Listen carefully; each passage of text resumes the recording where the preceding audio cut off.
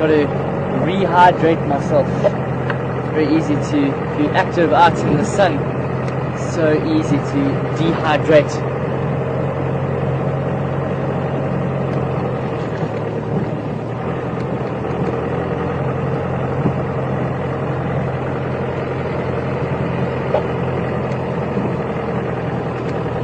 Nothing quite like warm Oros.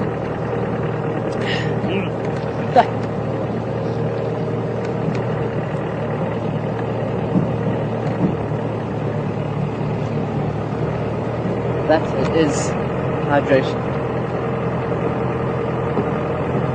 Very nice.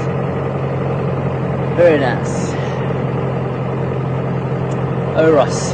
Do you find Oros in other countries besides South Africa? Well, besides in Africa? I don't know.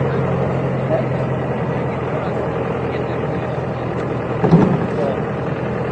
But I think it must be something very South African. Oros. Orange drink mixed concentrate.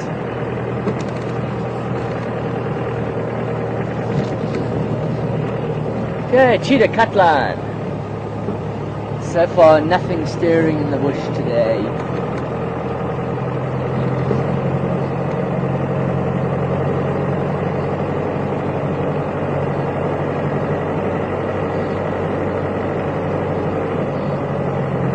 This means we're going to have to cover more and more area to be able to look for anything. That we get somewhere out with us today. Good afternoon. Are there any mobile stations?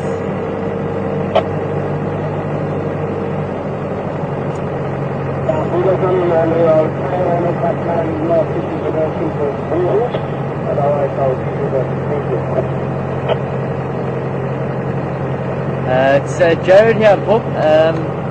We went out this morning. What are the updates for the morning?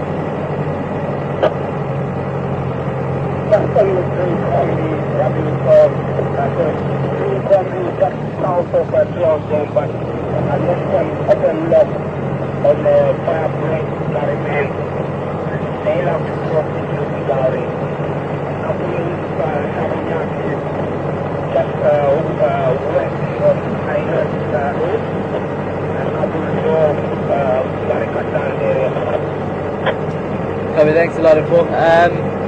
We had a lot of Lungus Kuluma saying that they heard lots of sort of audio from Gary Dam last night. It sounded like they said Ngala wanted to bomb another Nyati there to Gary, but nothing found there. Okay, copy. I'll go and follow up after I'm heading towards Buffelshoek Dam. I've checked Twin Dams and Treehouse Dam. No signs of anything at the moment.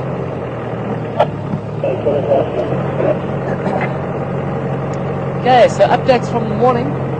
There were 3 rhino just south of Treehouse Dam. Yeah, I saw a lot of tracks there. There were some elephants on Gowrie Cutline and some buffalo around Hyena Road. Maybe they're heading towards Buffelshoek Dam, which we'll go there. So nothing about leopard south of Buffelshoek. Maybe it just tracks. Tracks heading south of Buffelshoek. But nothing about what everyone's talking about. No, nothing on lions chasing buffaloes and killing buffaloes. Maybe they chased but were not successful. I'll certainly go and have a look. I will definitely go and confirm for you. Accommodation for I'm reading the lodge now. You don't have to go to $10 anyway. Would I think with that day cruise on that with the shore Bula and one of the other Mavi. Stay away from something. Probably on that overhead trip there. Okay, just hearing about some leopard up in the north near Sussens Dam or the old airstrip. I see giraffe, I think. Yeah, giraffe up ahead on the road. quite far ahead.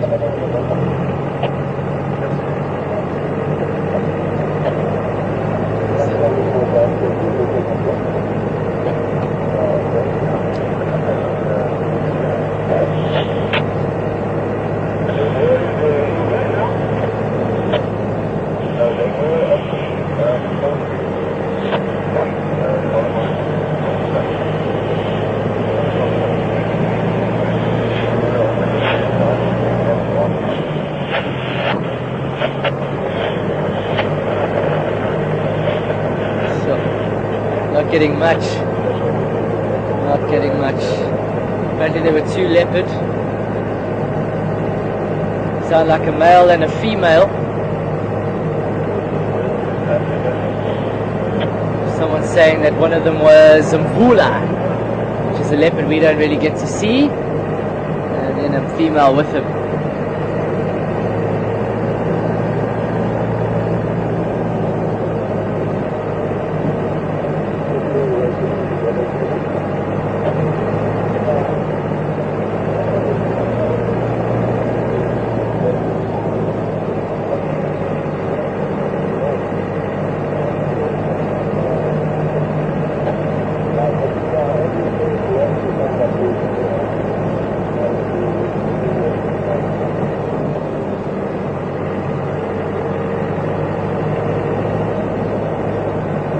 Michelle again, hi there.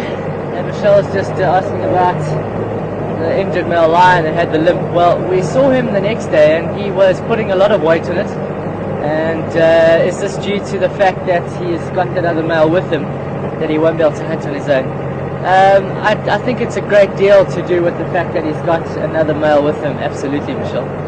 To be on your own and injured as a predator would put your, would make you very vulnerable to attack from other predators, and you wouldn't do as well hunting. So I think certainly he will be doing quite fine as long as he stays with his friend there, friend or brother or cousin, whichever it is.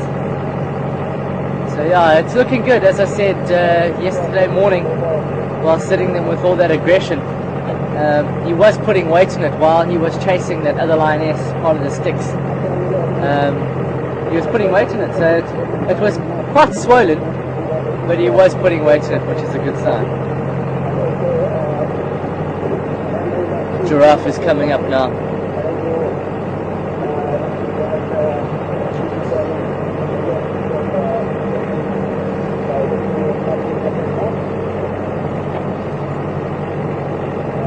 Quite a nice sized giraffe bull, looks like it. It's just off the road to our right, which is in Torchwood. So the more he heads right, the worse off for us, so he needs to stick around.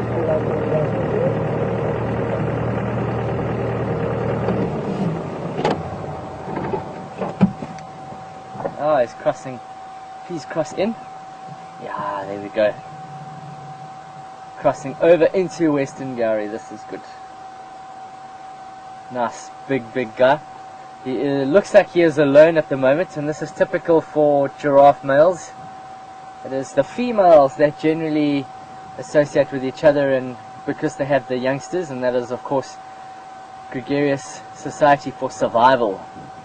A big guy like this, he is in excess of a ton. And he feels pretty confident walking on his own. He doesn't really have to worry too much, although a big part of lions would certainly be able to take him down. Let's try and get a bit closer.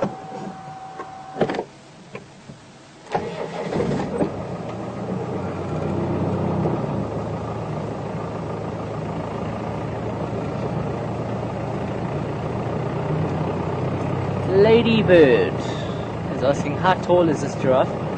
Well, to the top of his shoulder, or the top of his leg there, you're looking at about 2 meters. And you're looking at about 5 meters tall, this giraffe bull, ladybird. 5 meters tall, that's about 15 feet. 15 feet tall. He's a big boy. They get up to about 17 feet, 16 feet. Don't go too far, please.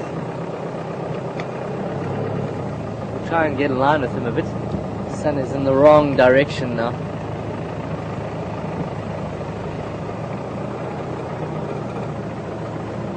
Ah.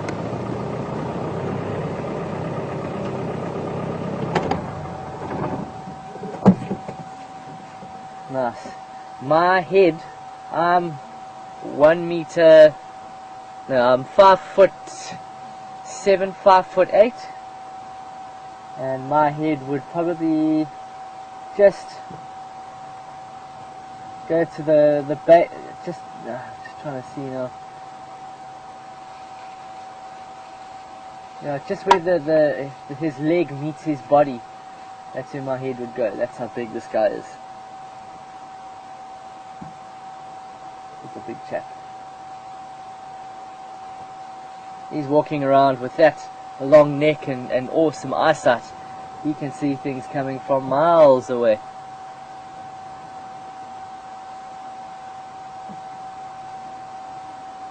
Looks like he's going to cross Pipeline eventually. Pipeline Road is just here off to our left, so I'll just give him a bit more space, and then when we turn he should cross in front of us.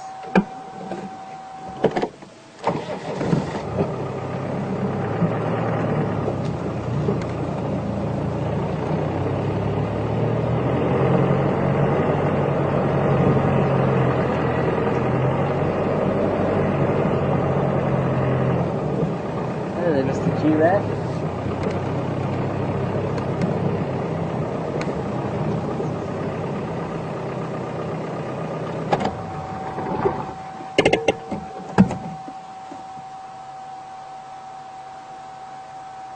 It's a bit difficult. Oh, little bee eater. Oh, beautiful little bee eater. I'm trying to take a photo. I'm going to try and take a photo of this little bee eater. He's just perched on a branch about 6 meters in front of the car.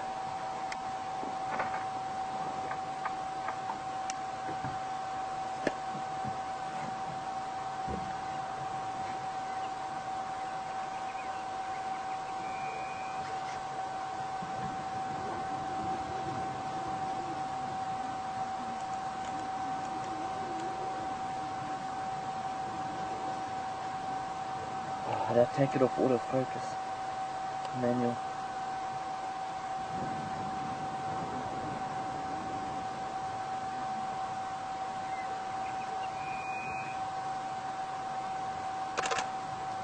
I didn't say mating. Folks, I didn't say mating, I just said 2 leopards were seen up in Buffelshoek, in Vula, and another female. They didn't say which female.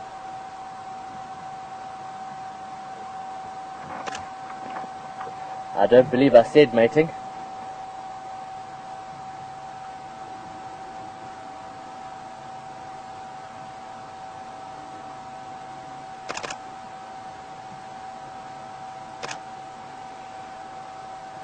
It's too far.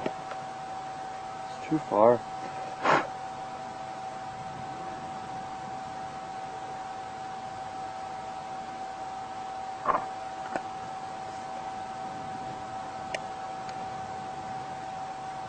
Yeah, I've not confirmed which female it is, so I can't tell you there. They didn't specify which female. It just said some other female, so it could be either or.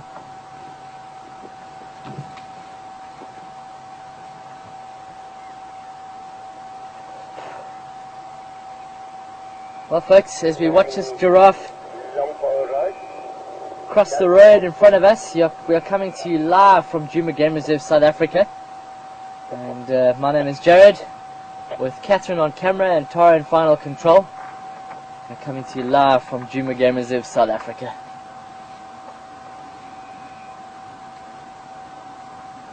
If you have any questions for us, please send them through to final control at safari.tv.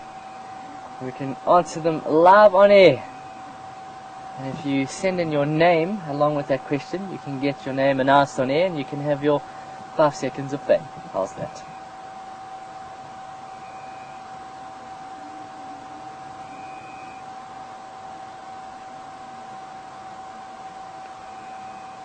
Hearing a southern bobo in the background. or as Catherine likes to call them, boo-boos. Potato, I say. A little flock of red-billed oxpeckers have just landed on this giraffe.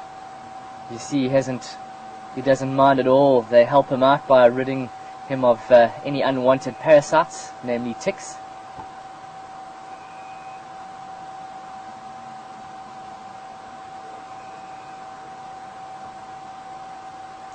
Bull's now relaxed somewhat and is not really paying too much attention to us, which is quite nice.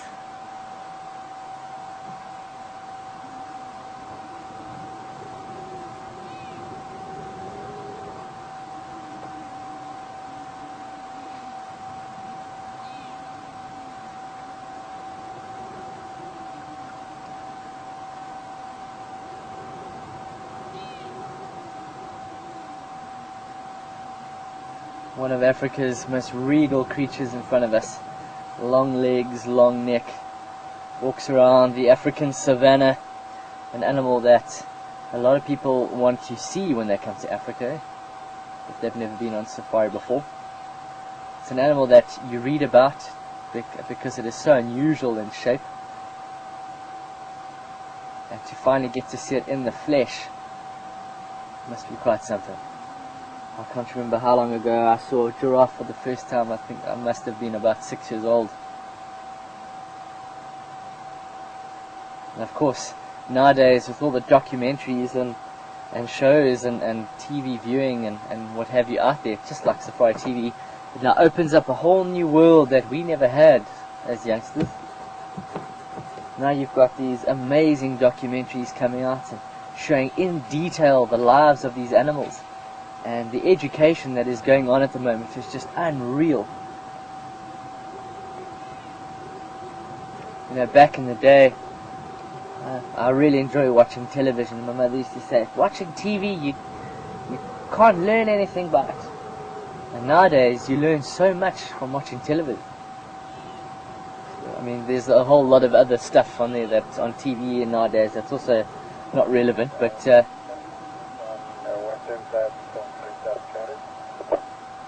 with all National Geographic and Animal Planets and all of those channels, certainly does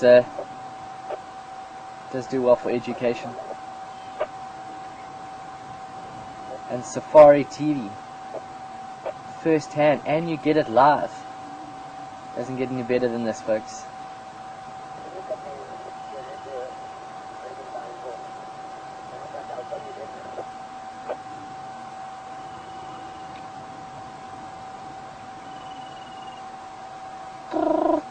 Got the telephone bird calling. That is called the brew.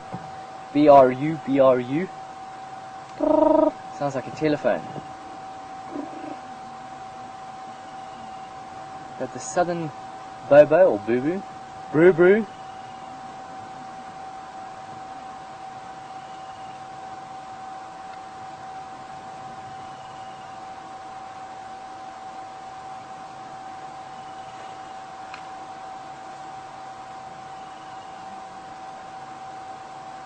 Yeah, go ahead.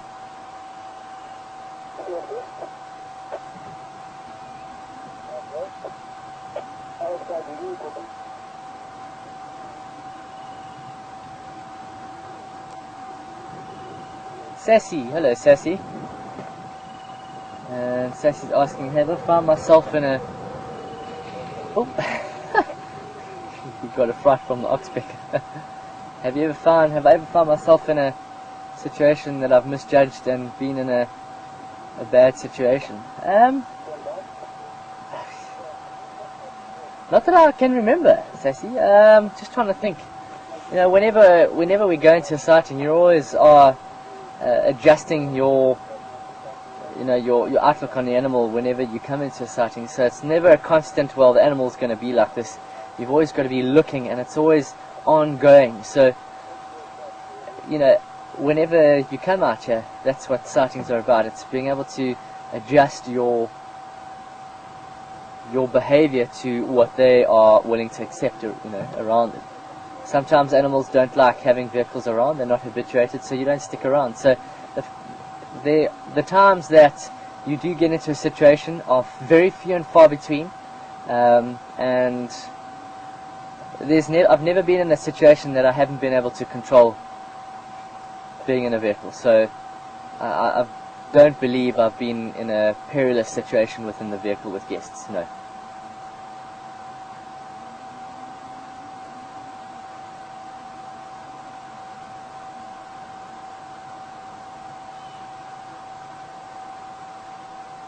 I think if there's one thing, one topic or subject that if you knew nothing else but you knew ethology, the study of animal behavior, if you knew ethology backward, down pat, because there's so much of it that it's always, you're always learning something new. But generally, as well, animal behavior goes, if you know how to read an animal's behavior, your safari can be very successful, amongst other things. But and often the accidents that may happen often happen in the first year or so of a guide's career, and he hasn't got that experience of animal behavior, so they don't really know what to expect, or they don't know how to read it, and that's when accidents happen.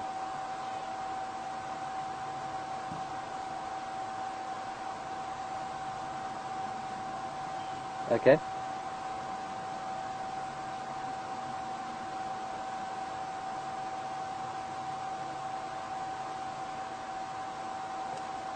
Hey, hello Jennifer.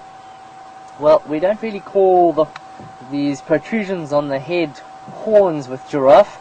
We call them ossicones. They do not have any keratin layer on them like horns of antelope and what have you. Ossicones, this is basic bony protrusions fused to the skull, and males use them for fighting in what we call necking, where two bull giraffes will stand next to each other and hit each other on the necks with those ossicones. And they're not territorial, it's only for mating rights, only when there's females around and they need to battle it out to see who gets to mate with the females. In females, you'll see that they're not as large, not as robust, are covered with hair, and they are pretty much rudimentary. You might find that to try and use them for defense is very limited, as females will use their kicks, or giraffe will use kicks as first line of defense when a predator is close by. They're not going to put their head down to swing at a predator, or not that I've seen, at least. So in females, those ossicones are almost rudimentary, and in males they're used for fighting.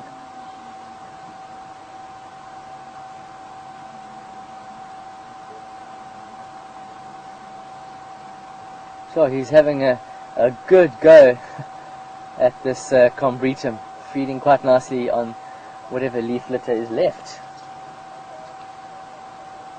There's some new, there's little, okay, that's why it's focusing. There's no leaves. It is almost every day on every drive. The strongest will survive. It is how it is, and it's how it must be. And this buffalo will not survive for very long. It's finding it very difficult to put any weight on that front right.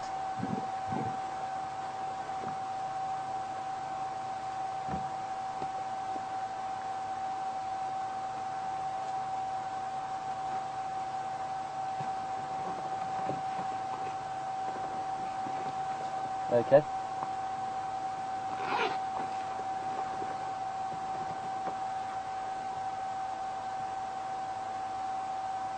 Hello, Cora. Cora's just asking if this buffalo has been injured by a snare. No, there's no physical trauma done to this leg. It looks like a possible break, sprain, or break, or fracture. It's internal, it's not external. So there's no breakage of the skin. That's what we term trauma, is breaking of the skin. And I've looked with my binoculars and I see no major trauma to it. Could be just during a chase, possibly. I've seen that other cow with a huge gash on her back. Maybe one not too long ago, a couple of nights ago, that they all ran and he got his leg caught somewhere. And just by the way he's planting the foot to an angle to the side, what do they call it, distal, or yeah, distal, outwards like that. That does not look like a good sign, possibly broken.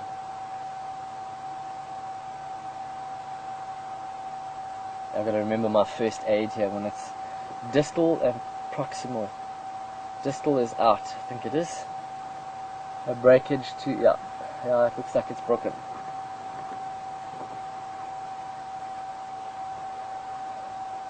Oh, it's amazing, this bush is thinned out, but these buffalo are just melting away, and the sun is just about to set, so I want to try and get onto Buffalo's cut line so we can watch it set. Thanks, Andrew. I'm going to be leaving you with these buffalo.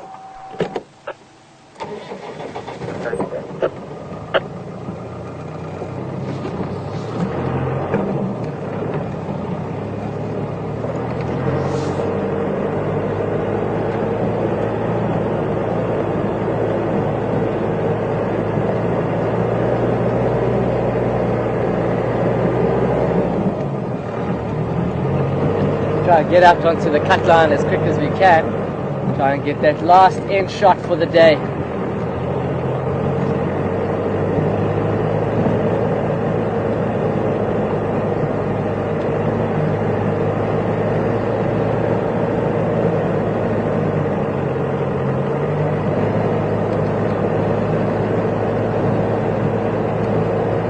Well, it certainly is a day of pachyderms, the elephant and the buffalo.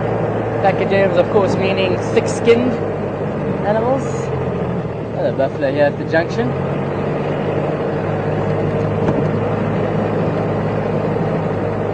And we'll make our way for the last half an hour, see if we can get to Gowrie Dam to have a look around for any evidence that a buffalo was taken down last night. I find it hard to believe, if it was sounded so close, that area is so open, that no one saw anything about it.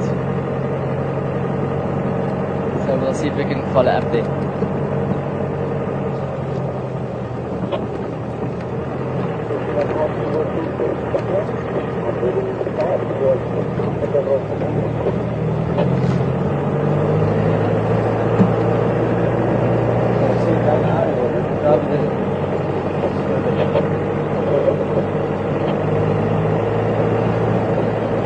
Try to show you the sun setting a bit. It's still a little bit higher.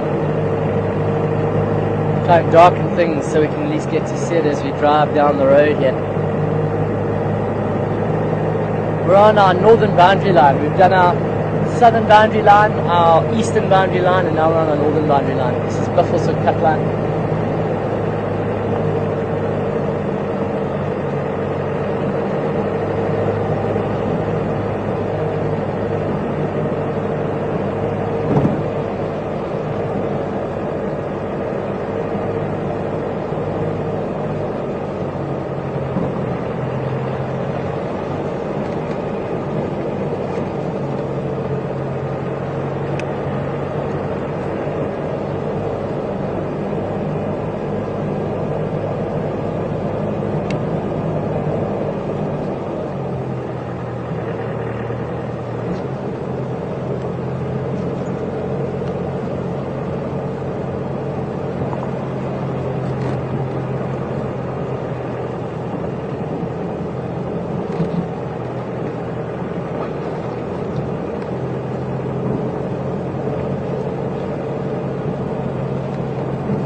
Hi there, Sabrina.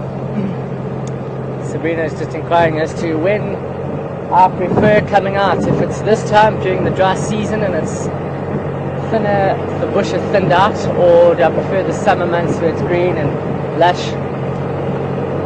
I don't have... That's a difficult one, Sabrina, because there's certain things about all the seasons that I really enjoy. Summer, I love the fact that it's baby season, so there's lots of little youngsters running around. I love the fact that there's tons of flowers and colors out and about. But also it's very hot here in the low veld. It is hot. And no matter how long you've been in an area for.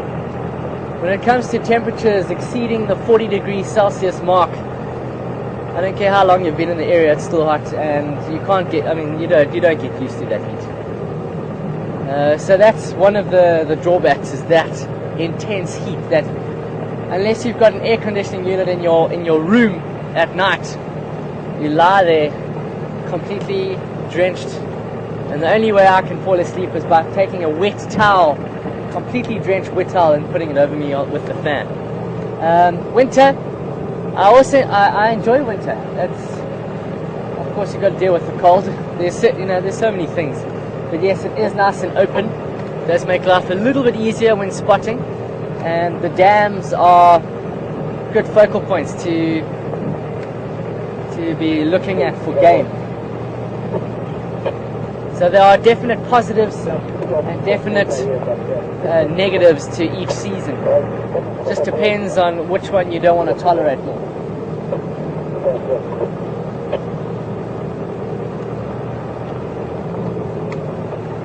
Should we watch the sunset here? I don't know if we're going to be able to get it while we're on Gari Katan.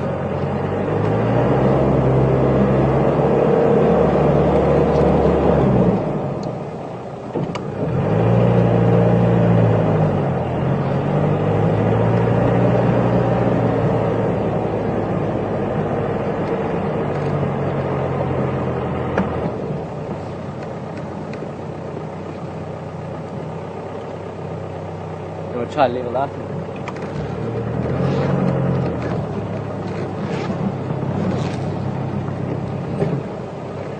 Better?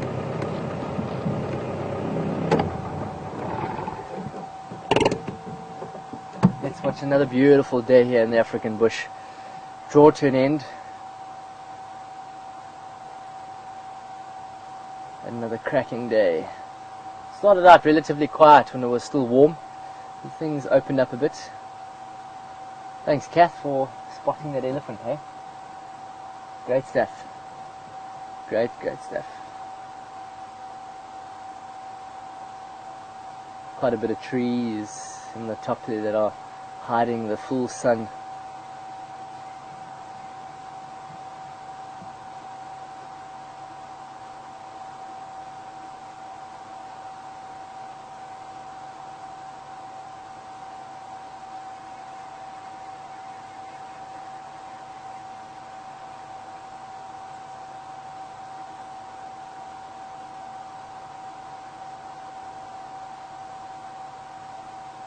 Just stand by.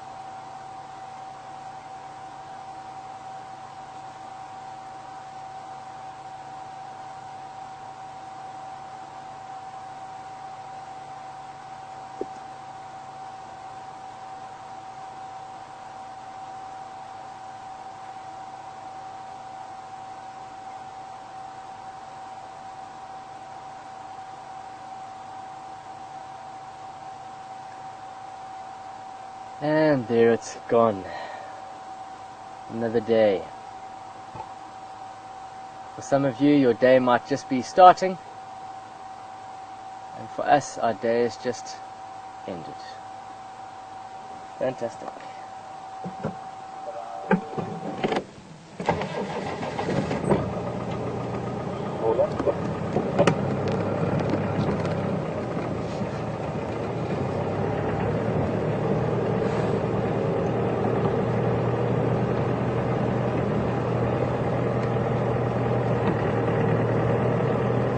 Sorry, go ahead.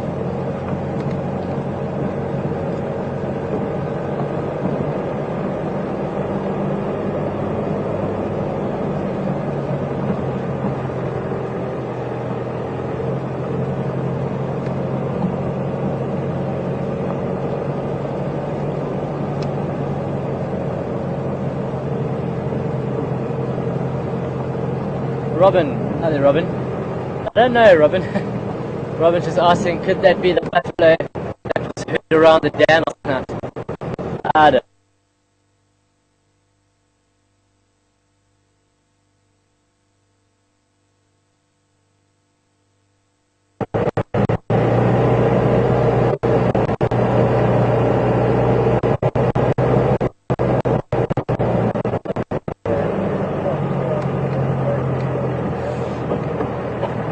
So Robin, yeah, it's impossible for me to know whether that's the same buffalo or not.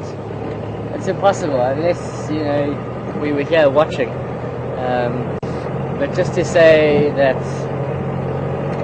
I mean, it could be. I don't know if this whole herd was at the dam last night. I don't know. Unless you can actually get a physical ID of that actual buffalo amongst the hundreds that are there, then that's the only way you can tell. Otherwise there's no ways for me to tell. There are a lot of buffalo that come through here. We've got a lot of Duggar boys that stick around the dam at night that end up getting taken down, so there's no ways for me to know. Could be, and it could also not be.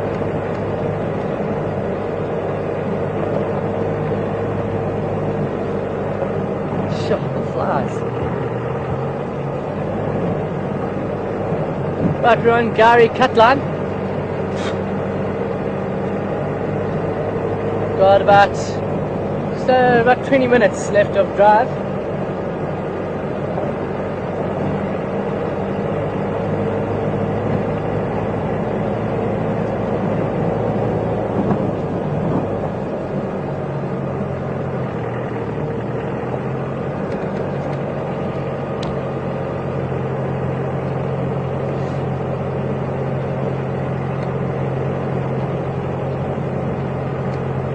April. Hello, April. April's asking, I must tell you about the trees and rocks that elephants scratch themselves on. What would you like me to tell you about? April, sorry. Yeah. Gee, come on, flies. Elephants, rhino, warthog, zebra, impala. I've seen all use tree stumps, rocks to scratch themselves. Nothing in particular, but it's the right height and it serves a purpose, and I'll use it.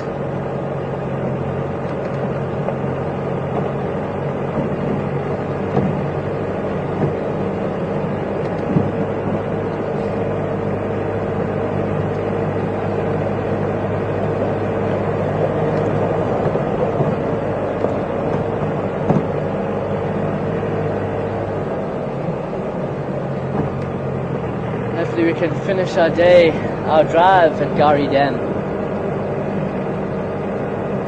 Maybe one of the boys will be out, or maybe Hyena will be out. Who knows? Just a last update for you folks for the night, for the day. This has been Safari TV. My name is Jared, with Catherine on the camera this afternoon. Thanks, Kath. And Tyre and Final Control.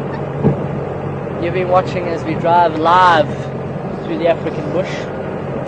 For the last 20 minutes, if you have any other questions, send them through to Final Control at safari.tv. And questions have been coming through thick and fast today, which have been good. Find that the questions come in and are directly related to how many animals we see. We are quiet on animals, the questions generally quieten down, which I can understand.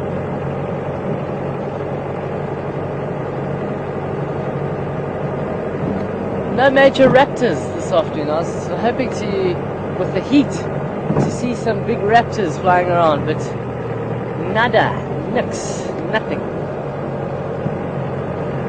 Luto. I said nothing in how many languages? Nada, nix, luto. Nothing. 4 languages.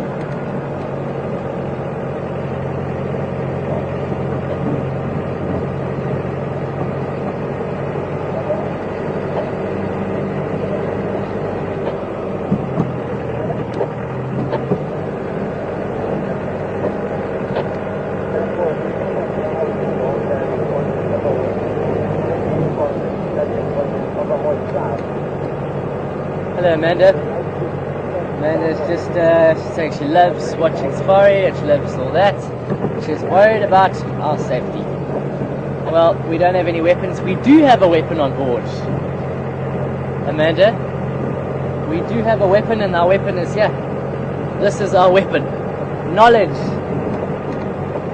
Knowledge is the greatest weapon out here. We are perfectly safe. If you know what you're doing.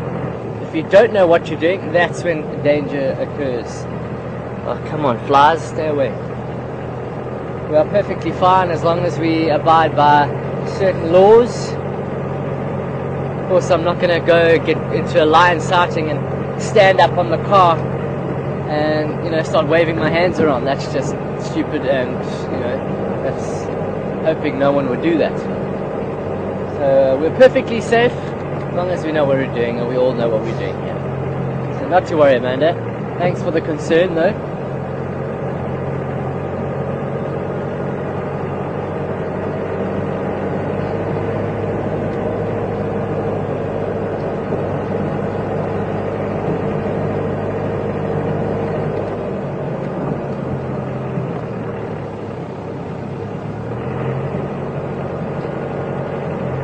April again, asking what species occur in mixed herds. I suppose you're asking if different species. Oh, you get impalas and zebra, wildebeest. A lot of these animals do not stick around with each other permanently and will move away after, could be a day, could be a couple of days, could be a couple of weeks. Generally, different species will occur around each other for simple fact that there's safety in numbers, and different sized animals can sort of detect predators at different levels. So an animal the size of a giraffe is going to be able to detect predator from far away, whereas something like an impala can't see that far. So if an impala hangs around with a giraffe, it's not, they're doing it for short periods of time. They'll move away from each other as they move through the different areas. Certainly not over huge prolonged periods. And I've seen, at one time, I think it was something like 9 different species in one given area. I've seen elephant, buffalo, rhino, zebra, wildebeest, impala, giraffe, and others in one area all together within, I think it was one big open plain.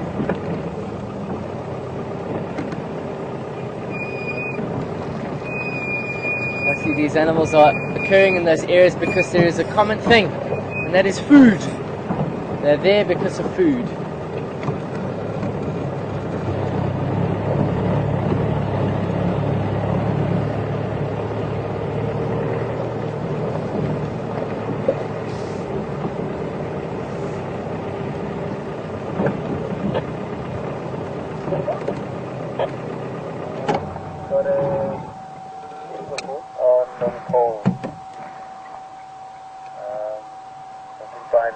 So who's it from?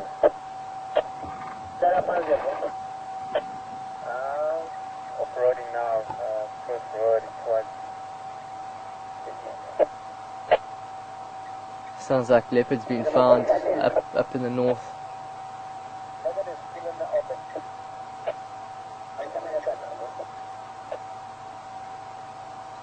Ruth. Ruth is just asking, am I afraid of anything?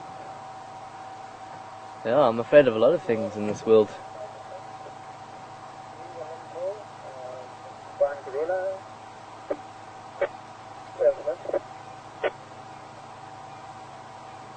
Sounds like one of Karula's youngsters. Ruth. Yeah, something that I'm afraid of in the bush here. Gee. It's not that I'm, you're afraid of an animal, but you certainly respect these creatures and what they're capable of. And to say, the potential that a hippo has to take your life is huge. So I don't fear a hippo, but I certainly have huge amounts of respect for a hippo. And when on foot, you certainly have to know what you're doing if you come across a hippo. So I'm not afraid of anything, but I certainly have a healthy respect for certain creatures out here that have the potential to end my life. Nice sized herd of waterbuck just on the southern side of the dam.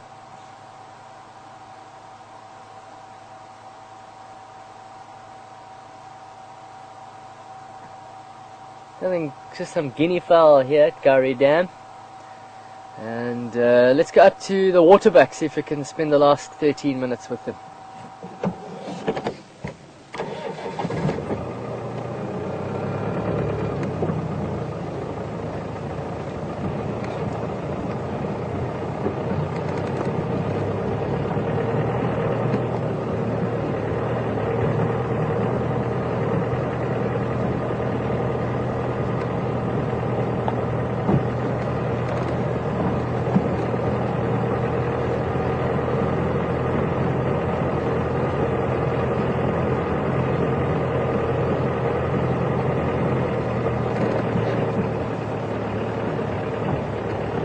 Hi there, Joy. Joy's asking if I've ever come across snakes while journeying in the bush. Yes, I have. On a number of occasions. It's inevitable out here, Joy. It is inevitable. We live with these creatures. We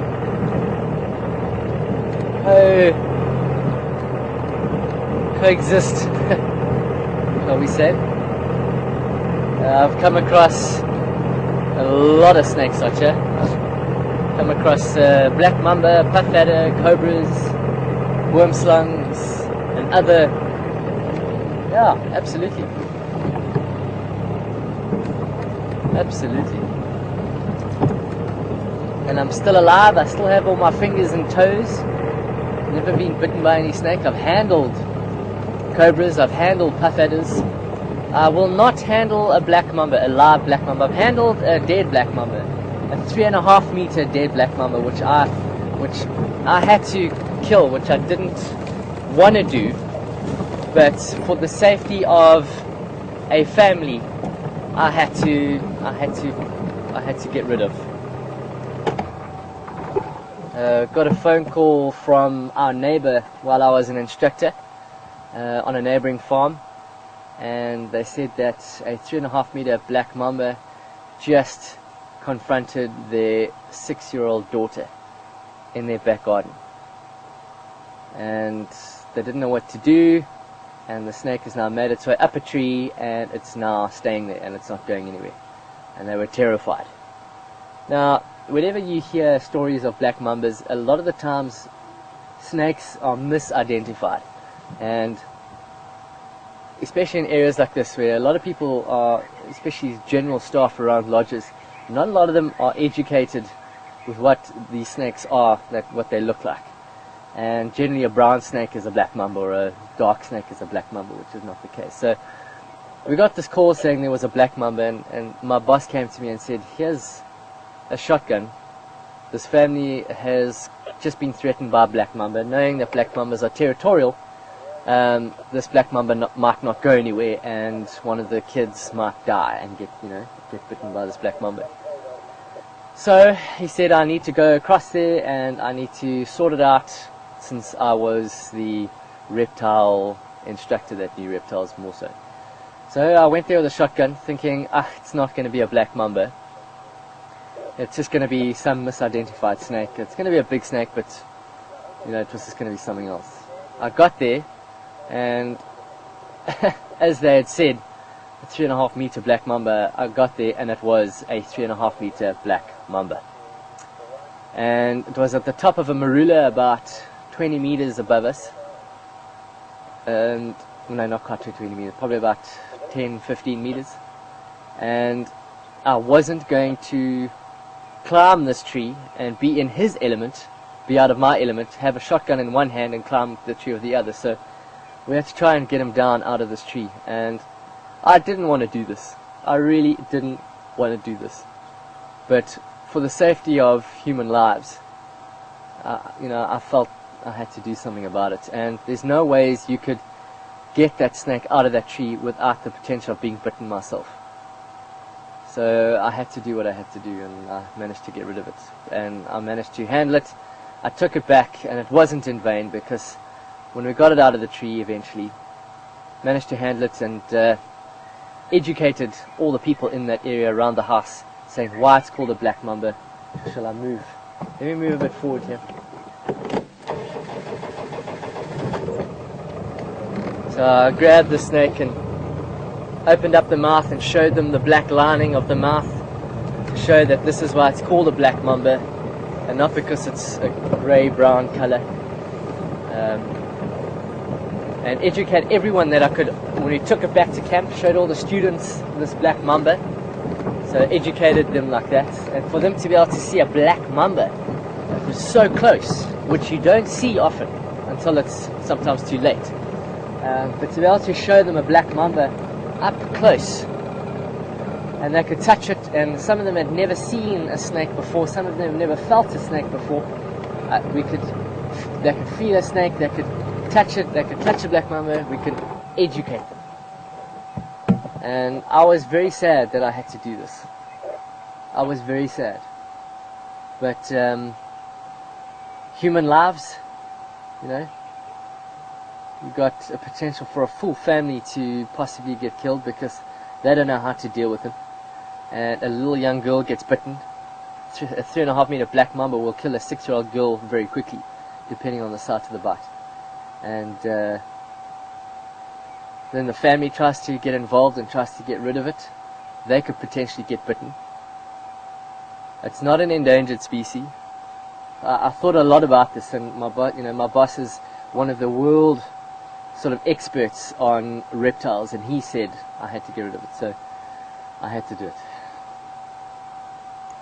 Alright, let's talk about the waterbuck. Heard a waterbuck. Quite a decent sized, actually. We'll have to continue to move with them, which I'm going to do now. Just going to move into the gap here.